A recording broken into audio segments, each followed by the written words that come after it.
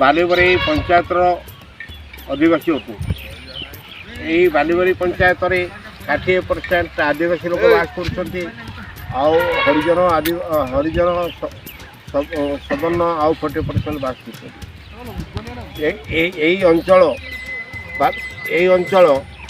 माने हाटड़ी ब्लॉक ठारू 25 किलोमीटर दूर अवस्थित यू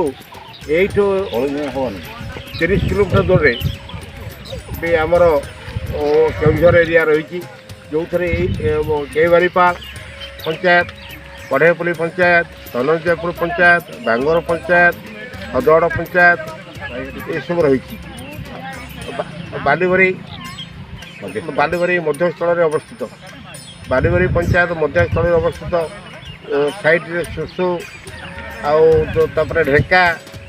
सढ़ा ये जमीरा एम 10टी पंचायत रही जो तीनोटी केनाल बाहरी माने